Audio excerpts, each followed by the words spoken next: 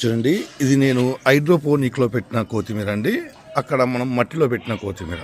చూడండి, తేడా ఇది ఏం లేదు. మనకు సేమ్ హైట్ ఎంత పెరిగిందో ఇది ఎంత ఉందో అది కూడా అంతే ఉంది. ఎందుకంటే మట్టిలో పెట్టుకోలేని వాళ్ళు ఇలా హైడ్రోపోనిక్ సిస్టంలో మన కొత్తిమీర అనేది పెట్టుకోవచ్చు. మట్టి ఉన్న వాళ్ళైతే హైడ్రోపోనిక్ అవసరం లేదండి. చూడండి, హైడ్రోపోనిక్ అంటే ఏం లేదు, మనము హైడ్రోపోనిక్ న్యూట్రియంట్స్ ఉంటాయి కదా, న్యూట్రియంట్స్ మనం వాటర్లో కలిపి ఇలా మనం సీడ్స్ పెట్టుకుంటే ఈ మట్టి లేకుండా ఈ కొత్తిమీర అనేది పెరుగుతుంది.